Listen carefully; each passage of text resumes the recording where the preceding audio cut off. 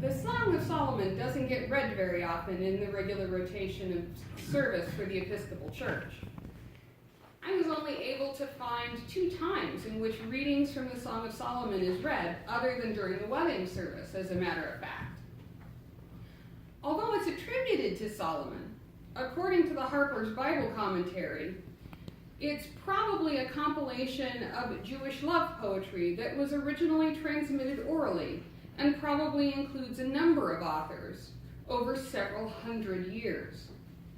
Some have tried to explain its use in the Bible as part of the allegorical representation of Christ as the bridegroom of the church, but the explicit physicality of the poetry doesn't really work all that well. There's some breasts and thighs and things that you don't really think of when you're thinking theory. And yet it has been collected over thousands of years as part of the understanding of our relationship between God and his creation and between God's creatures. Arise, my love, my fair one, and come away. For now the winter is past, the rain is over and gone. Flowers appear on the earth, the time of singing has come, and the voice of the turtle dove is heard in our land. This portion of the song speaks to me of the nature of love. Love doesn't stay the same all the time. In the spring, while the flowers are springing up and the birds are singing, we have such a sense of hope and of possibility. The desire to sing and dance and risk new things comes over both the earth and her creatures, so that everything seems possible. We hear the casting off of the fears of the winter and open into the possibilities of spring.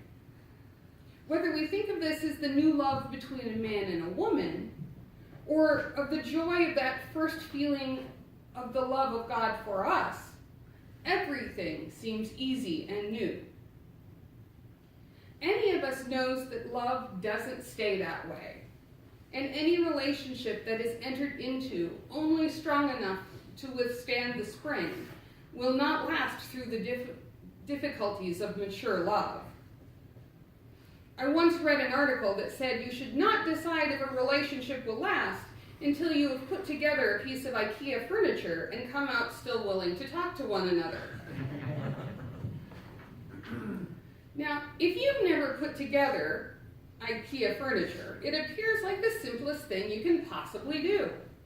There's all these helpful pictures because they're sold all over the world and have to be equally mystifying no matter what language you speak. All the pieces are there in their own little plastic sacks, including all the tools that you need. It should be easy. But somehow, everything needs more coordination and one more hand than the 2 of you originally came with. And the Allen wrench you need now is halfway across the room, though neither of you moved it from where it was a minute ago. But neither of you can move, because if you do, then the bracket will fall off for the 4th time. Being able to coordinate your efforts, be patient in the face of recurrent failure at simple tasks, maintain focus on the long-term goal, and still be willing to laugh at the process is a good indication that you can make it through the more difficult parts of life, like figuring out how to do the dishes. When Christ first touches our hearts, we believe too that everything is possible, and no matter what, he will make the crooked ways straight. We feel often as though we can do anything. In the spring of our faith, we plant ministries knowing that they will certainly work out. Everyone will want to come to church with us, and they will know that we're Christians by our love. The spring of our vocations are wonderful, like the burst of energy in the spring that plants seeds to put forth their first leaves. We love our neighbors as ourselves. Unfortunately, that time of faith can't last. Spring is for the beautiful and for the young and the easy. But just as a plant without wind and rain doesn't develop the strength to withstand a summer of growing, our vocations come up against the difficulties that we need to develop our faith. It is those adversities that give us strength. Maturing faith comes up against the reality of life outside our own preconceptions. One of the commentaries on today's gospel from the Church of Scotland pointed out that there is an inequity in the gospel, but it's easy to miss from our perspective. Being able to thoroughly wash food and hands is a privilege of the rich, who can afford to use scarce drinkable water to clean the outside of their bodies and their food. It is the settled city fathers who are able to get to the well regularly, and in order to maintain their comfortable position in the town, they have had to make concessions to the ruling Romans that are just as defiling as eating with unclean hands. The Pharisees are incensed that people who profess to be followers of the law of the elders can't even follow the laws of cleanliness, ignoring their own defiling compromises. The apostles have had to make compromises that show on the outside of themselves. Their homeless and itinerant lives don't allow for easy access to water for washing. The issue is that we are always more aware of the defilement of others than we are our own compromises. When Jesus tells us that there is nothing outside a person that by going in can defile, but the things that come out are what defile, he reminds us that the vulnerable among us are more important than our rules about how one should eat, or who or how one should love. The only purity that matters is moral, not physical or ritual. We can easily become like the Pharisees, fully willing to love people just like us and dismissive of those whose path are different. When we recently decided that children might need help with school supplies, we did it with the spring enthusiasm of a Song of Songs ministry. We didn't really think much beyond our own knowledge that there were people who needed help. With that enthusiasm, a tiny congregation such as ours was able to raise $600 for school supplies in 3 weeks. What would have happened if we got bogged down on trying to give only to the deserving children? What if we had started judging their need by the moral uprightness of their parents, trying to decide if they were really needy or just using their money for cigarettes and beer? Maybe we have raised the same money, but we would have missed the point.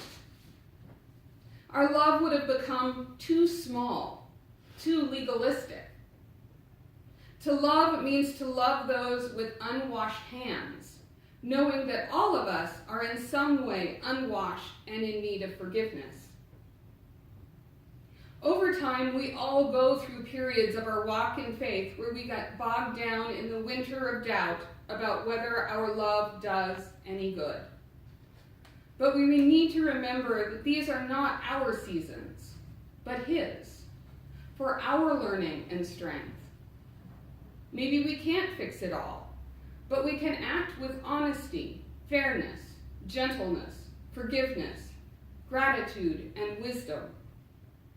We can work for the kingdom of God with our unclean hands and our unclean hearts, knowing that Jesus has already cleaned up for our mistakes.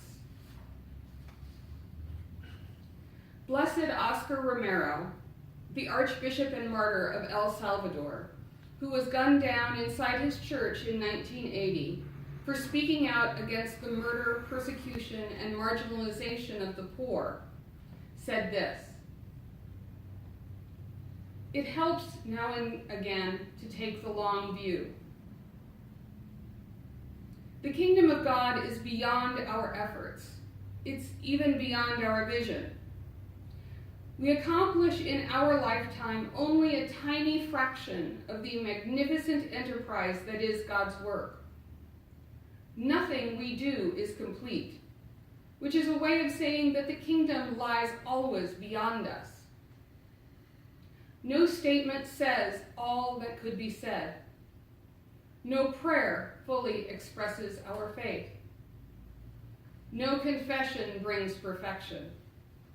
No pastoral visit brings holiness. No program accomplishes the church's mission. No set of goals and objectives includes everything. This is what we are about. We plant the seeds that one day will grow. We water seeds already planted, knowing that they hold future promise. We lay foundations that will need further development. We cannot do everything, and there's a sense of liberation in realizing that. This enables us to do something and do it very well. It may be incomplete, but it is a beginning, a step along the way, an opportunity for the Lord's grace to enter and do the rest. We may never see the end results, but that is the difference between the master builder and the worker. We are workers, not master builders. Ministers, not messiahs. We are prophets of a future not our own.